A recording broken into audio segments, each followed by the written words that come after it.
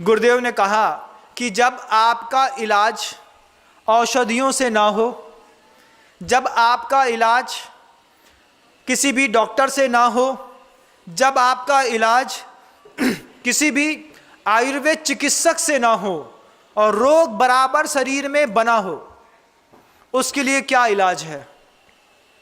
उसके लिए इलाज आचार्य कुंद भगवान ने लिखा है।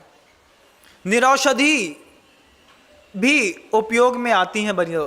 किसी भी प्रकार की औषधि खाने में नहीं देंगे, किसी भी प्रकार का लेप बाहर लगाने में भी नहीं देंगे।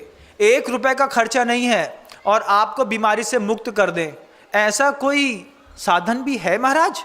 हाँ, ऐसा साधन भी है।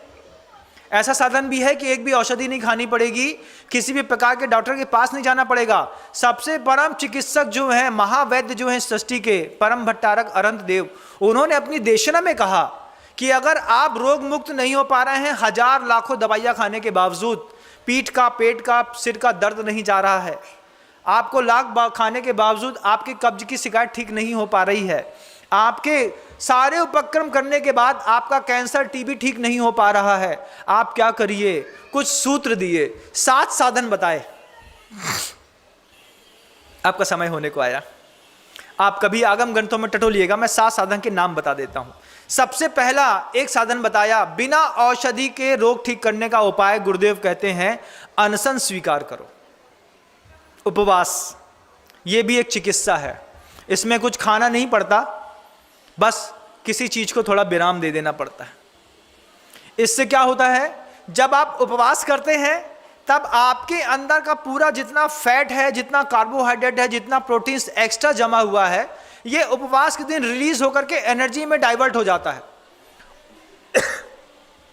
और जब आपके अंदर की कार्बोहाइड्रेट, आपके अंदर का प्रोटीन, आपके अंदर का फैट रिलीज होता है और एनर्जी में डेवलपमेंट होता है, तो उस एनर्जी में बदलने के कारण आपके अंदर के रोग भी धीरे धीरे नष्ट होते चले जाते हैं। एक चिकित्सा रोग की उपवास भी है। महाराज बहुत चेस्ट पेन रहता है, हाथ में दर्द रहता है, सर्वाइकल की प्रॉब्लम है, बहुत ज़्यादा गर्दन दर्द हो रही है, बैठ नहीं पा रहे हैं, उसका भी उपाय है। गुरुदेव कहते हैं उसके लिए अवमौदर्य स्वीकार करिए, आधा पेट खाना खाने की आदत डाल लीजिए, आपकी पूरी फिजिक का सर्वाइकल अपने आप ठीक हो जाएगा। आधा पेट सहन नहीं होता महाराज जी, तो फिर दर्द होगी। जब आपको पता चले कि 40 की उम्र के बाद आपकी फिजिक में वायु विकार बहुत ज़्यादा बढ़ने लगा है, जब आपको बहुत ज़्यादा गैस्ट्रिक प्रॉब्लम रहती है, हार्ट स्ट्रोक लगता है, आपके हाथ में, दाएं बाएं हाथ में दर्द रहता है, आपकी जांघ मूवमेंट लेना बंद कर दिया है, उसके लिए गुरुदेव ने कहा क्या करें हम? पेट से आधा भोजन, आधा पानी पीजिए, आधा भोजन कीजिए, दुगना पानी पीव, तीजो श्रम चौथी हंसी, वर्ष 125 जीव। भोजन आधा पेट कर दीजिए, लेकिन हम ठूस ठूस के कहाँ तक, यहाँ तक भर जाए, अभी थोड़ा जगह है एक रसगुल्ला खाने की और दे दो, खा लिया। अब क्या है, अब जैसे ही वो अंतिम रसगुल्ला पेट के अंदर जाता है, पेट के अंदर का पूरा कंटेंट चुपचाप बाहर आ जाता है। ओवर ईटिंग से भारत में जितने लोग मरते हैं, इतने लोग कुपोषण से नहीं मरते। गुरुदेव कहते हैं अगर आपको बिना औषधि की चिकित्सा स्वीकार करनी है तो आप अनशन ले लीजिए, आप अवमोदर ले लीजिए, उसके बाद भी अगर रोग ठीक ना हो तो आपका दिमाग खराब है, उसके लिए प्रायश्चित करिए। कई बार रोग तन में बाद में दिखते हैं, मन में ज़्यादा रहते हैं। बहुत ज़्यादा हिंसा करने का भाव हो रहा हो, बहुत ज़्यादा ईर्ष्या परेशान कर रही हो, बहुत ज़्यादा लोभ परेशान कर रहा हो, हाव में लगे हैं, उस वक्त गुरुदेव कहते हैं प्रायश्चित करो, प्रत्याख्यान करो, मैं इस चीज का त्याग करता हूं। त्याग करने से क्या होगा, कम से कम तत्संबंधी आसक्ति उतनी देर के लिए छूट जाएगी। आज आप देखिएगा पूरी दुनिया में किस तरीके से आप नेटवर्क मार्केटिंग होने लगी है। अमेजोन से और दुनिया भर की चीज से, फ्लिपकार्ट से आप लोग सामान खरीदते हैं कि नहीं? खरीदते हैं महाराज जी। छोटा सा संकल्प कर लो पूरे परिवार को, घर को सुख करने के लिए। क्या छोटा सा संकल्प है? मैं प्रत्याख्यान करता हूं। किस बात का? इस बात का कि मेरे घर से 1 किलोमीटर के डाइस एरिया में जो चीज उपलब्ध होगी मैं उसको कभी भी फ्लिपकार्ट और अमेजोन के माध्यम से नहीं खरीदूंगा। एक छोटा सा प्रत्याख्यान, आपको पता है ये छोटा सा प्रत्याख्यान आपके साथ साथ सामने वाले परिवार के अंदर भी सुख और शांति लाएगा। बगल में एक रबड़ बैंड बिकती है, आप अपने घर से बाहर निकलना पसंद नहीं करते, आपने वहीं बैठे बैठे अमेज़ॉन में ऑर्डर दे दिया।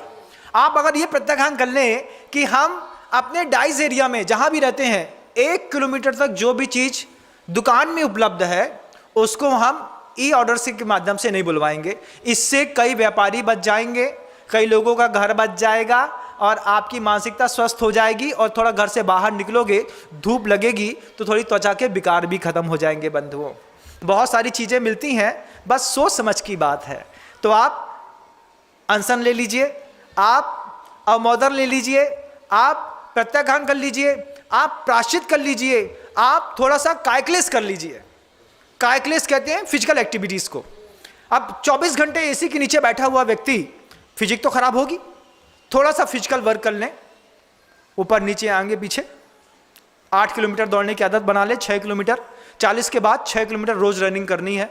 कभी भी हार्ट में स्टंट डालने की जरूरत नहीं पड़ेगी। छोटा सा काम था कायक्लेश का कि इतना पसीना बहाएंगे कि पूरा का पूरा शरीर पसीने से तरबतर दिन में कम से कम 1 बार हो जाए।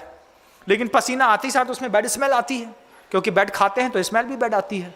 वो सहन नहीं होती तो डीओ लगा लेते हैं। कई लोग तो ऐसे हैं कि नहाते ही नहीं हैं, अभी ठंडी आ रही है, अब 4-5 दिन में नहा लेंगे, हो जाता है। लेकिन इससे आपका शरीर बिगड़ता है बंधु। थोड़ा कायक्लेश भी हो और उसके साथ गुरुदेव कहते हैं थोड़ा सा स्वाध्याय भी हो। जब गुरु की देशना नहीं मिल रही हो, जब आपके लिए आपका अंतर्मन काम नहीं कर रहा हो, जब घर के अंदर राग द्वेष बहुत ज़्यादा बड़े हो, तो राम नाम का जाप भी आपके परिवार की स्थिति संभाल लेता है। सामूहिक मंत्र जाप का नियम ले लो कि हम स्वाध्याय नहीं कर पाएंगे, कोई बात नहीं, हम घर के प्रत्येक सदस्य बैठ करके कमरे के अंदर सबका बैठना 7 बजे 8 बजे अनिवार्य है। और बड़े बाबा के नाम की 3 माला का नियम ले लो। ओम ह्रीम श्रीम क्लीम एम बड़े बाबा अरहम नमः। इस नाम की जाप की माला का नियम ले लो। क्या करना है? मुश्किल से 12 मिनट लगने हैं 3 माला फेरने का, लेकिन एकता को ताकत मिल जाएगी। पूरा परिवार एक समय पर एक स्थान पर एकत्रित हो जाएगा। हमारे घर का नियम है कि हमारे परिवार में प्रत्येक सदस्य जब तक 3 बड़े बाबा की जाप नहीं दे देता है, माला नहीं फेर लेता है, तब तक हम लोग कोई नहीं सोते हैं। रात में 10 बजे संयोजना बनाओ, लेकिन घर के अंदर इस बात की संयोजना बनाओ कि हम अपने परिवार में नियम लेते हैं, जब तक 3 माला हम अपने परिवार में सामूहिक रूप से नहीं फेर लेंगे तब तक हम नहीं सोएंगे। और उसमें भी बड़े का कर्तव्य है इंतजार करे। किस बात का? कि अभी वो छोटा बच्चा नहीं आया है, उसको और आ जाने दो, वो बबलू को और बुला लो, उसके नाती को और बुला लो, पंथी को और बुला लो। सब बैठ करके जो जाप दे सकता है जाप दे, जो जाप नहीं दे सकता है वो जाप सुने।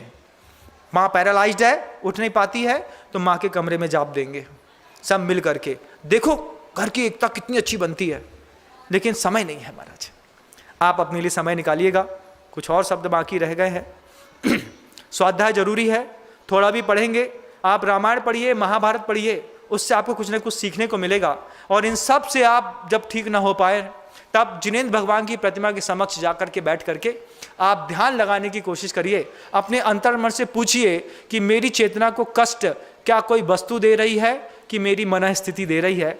जवाब आपको जिनेंद्र भगवान के ठीक सामने मिल जाएगा।